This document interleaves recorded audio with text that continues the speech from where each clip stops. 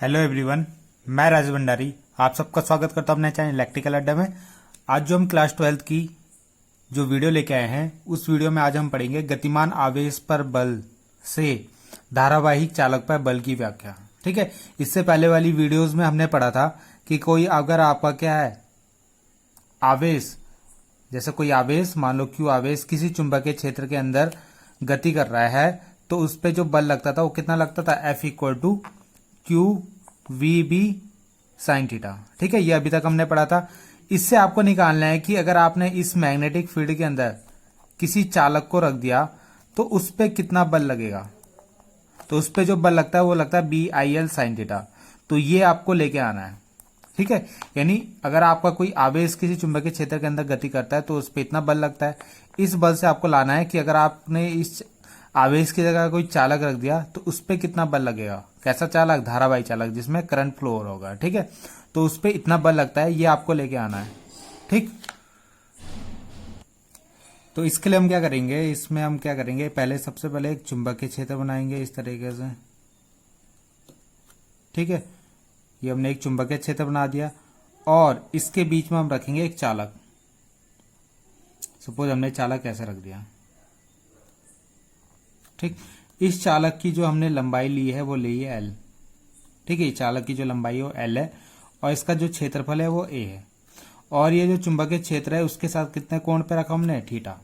जैसे मान लो ये चुंबकीय क्षेत्र है तो आपने चालक को किस तरीके से रखा हो, ऐसे, ताकि ये कितना डिग्री का कोण बनाए, यहाँ से थीटा डिग्री का कोण बनाएगा। ठीक, तो यही मैंने यहाँ पे लिखा भी है। माना एल लंबाई का क्या है, एल लंबाई ए क्षेत्रफल का कोई धारावाही चालक एक समान चुंबकीय क्षेत्र में थीटा कोण पर रखा गया है। यदि चालक में आई, अब इस चालक में जो धारा प्रवाहित हो रही है ना वो आपकी कौन सी हो रही है, आई। ठीक है, आई धारा प्रवाहित हो रही है। तो आई धारा किस तरीके से प्रवाहित हो रही है, सपोज आई आपका कहाँ की तरफ, नीचे की तरफ आ रहा है। उसने बोला है ना धारावाही चालक रखना है आपको, तो धारावाही चालक रखेंगे जिसमें करंट कहाँ की तरफ, नीचे की तरफ फ्लो हो रहा है। ठीक है, तो इसमें जो आवेश होगा यानी इलेक्ट्रॉन होंगे वो कहाँ की तरफ जाएंगे, ऊपर की तरफ। आपको पता है करंट इधर की तरफ चल रही है तो इलेक्ट्रॉन कहाँ जाएंगे, उसके अपोजिट में। ठीक, तो यहाँ पे इस चालक में धारा जो है वो नीचे की तरफ है और इलेक्ट्रॉन जो जा रहे हैं वो ऊपर की तरफ जा रहे हैं। ठीक है, इतना आपको इसमें याद रखना है। तो वही मैंने लिखा है। तो चालक में धारा आई मुक्त इलेक्ट्रॉनों की गति के कारण होता है चुंबकीय क्षेत्र, प्रत्येक इलेक्ट्रॉन पर एक बल लगाएगा। अब ये जो चुंबकीय क्षेत्र बी है, ठीक है, ये क्या करेगा, इलेक्ट्रॉन पे एक बल लगाएगा। और कितना बल लगाता है वो आपने पढ़ा है, आवेश पे जो बल लगता है वो F equal to Q V B sine theta होता है। ठीक है, तो इस पे एक बल लगेगा। अब क्या होगा, इसके अंदर तो बहुत सारे इलेक्ट्रॉन होंगे तो सब इलेक्ट्रॉन पे क्या लग रहा होगा, बल लग रहा होगा, जिसके कारण क्या होगा, ये इसके अंदर अब सब इलेक्ट्रॉन पे बल लगेगा। अगर हम सब इलेक्ट्रॉनों के बल को जोड़ देंगे तो आपका क्या आ जाएगा, कुल बल आ जाएगा जो इस चालक पे लग रहा होगा। ठीक है, ऐसे इसके अंदर बहुत सारे वो होंगे ना इलेक्ट्रॉन, तो सब पे बल लगेगा तो सबको जोड़ दोगे, तो सबको जोड़ोगे तो किस पे बल लगेगा, आपका चालक पे बल लग जाएगा। ठीक है, अब जो इस पे बल लगेगा उसकी दिशा हम कैसे निकालेंगे, तो उसकी दिशा हम निकालेंगे किसके, फ्लेमिंग के दाएं हाथ का जो पेंच नियम था उससे निकालेंगे। राइट हैंड जो स्क्रू रूल था उसकी हेल्प से निकालेंगे। ठीक है, वो रूल क्या था आपका कि अगर मान लो ये चुंबकीय क्षेत्र है बी और ये आपका V है। ठीक है, यहाँ पे इलेक्ट्रॉन कहाँ की तरफ चल रहा है, आपका ऊपर की तरफ। कितने कोण पे ले लें इसको, थीटा कोण पे। तो ये जो Q आवेश है उसका जो वेग है V, वो कहाँ की तरफ है, ऊपर की तरफ। तो यहाँ पे आपको जो फ्लेमिंग का राइट हैंड रूल है, कौन सा, स्क्रू रूल, वो लगाना है। उसमें क्या करते हैं हम, इसको V को B की तरफ को इस तरीके से घुमाएंगे। ठीक है, यानी V से B की तरफ।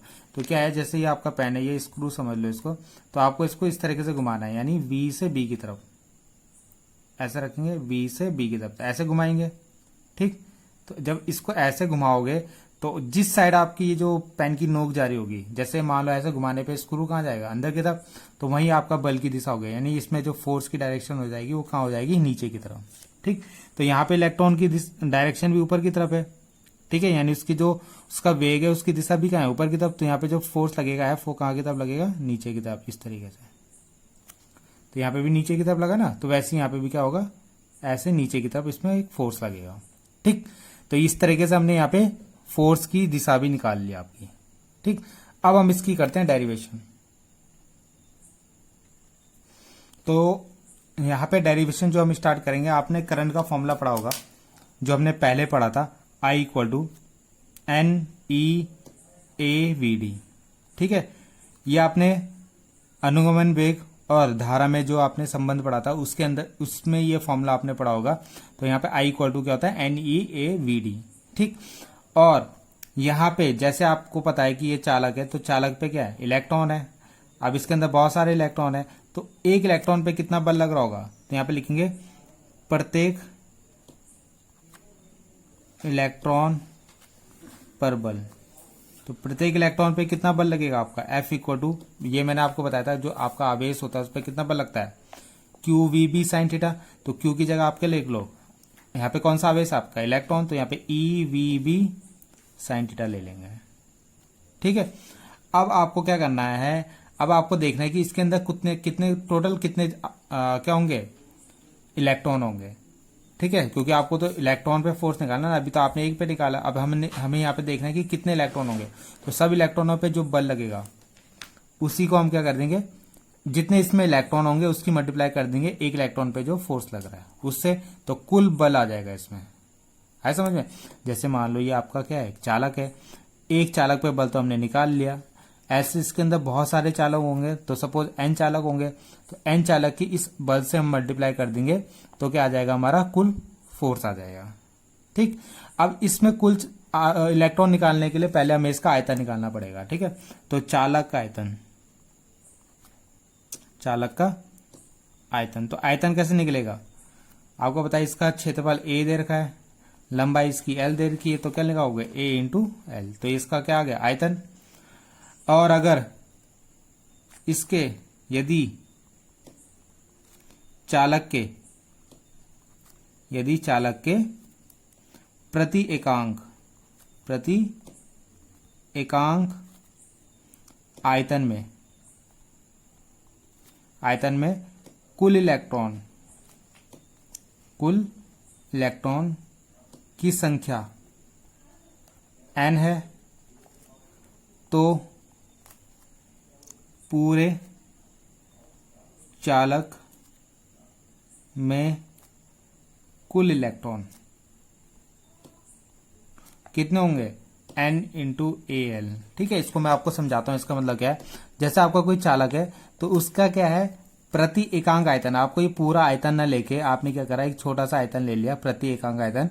ठीक, वहां पे देख लिए कि कितने इलेक्ट्रॉन है, तो वहां पे मानो N इलेक्ट्रॉन है, और इस पूरे का आयतन कितना है, AL। तो अगर इतने में N है तो ऐसे इतने में N होंगे, तो ऐसे मल्टीप्लाई करके कर देंगे, AL की N से मल्टीप्लाई कर देंगे, तो कुल इलेक्ट्रॉन आ जाएगा आपका, जो इसका आयतन है और इसके जो प्रति एकांक आयतन में जो इलेक्ट्रॉन है उनकी मल्टीप्लाई कर देंगे, तो हमारे कुल इलेक्ट्रॉन आ गए। तो हमारे कुल इलेक्ट्रॉन आ गए, एक इलेक्ट्रॉन पे फोर्स ये है, कुल इलेक्ट्रॉन इतने, तो इन दोनों की मल्टीप्लाई कर देंगे, तो पूरे चालक पे जो फोर्स लगेगा यहाँ पे वो हमारा आ जाएगा। ठीक है, तो क्या करेंगे हम, कुल बल कितना निकलेगा, F। तो कैसे निकालेंगे, एक इलेक्ट्रॉन पे कितना फोर्स लग रहा है, QVB साइन थीटा।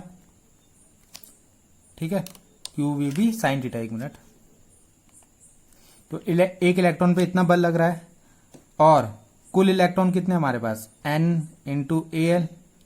तो यहां से जब हम इसको सॉल्व करें तो हम क्या करेंगे, यहां से इसको अलग कर देंगे, किसको, आपका N, एक तो N को अलग कर देंगे, एक E को अलग कर देंगे, एक A को अलग कर देंगे, एक VD को अलग कर देंगे। ठीक है, तो बचा क्या, बचेगा हमारे पास B साइन थीटा, यहां से B साइन थीटा, यहां से बचेगा हमारे पास L।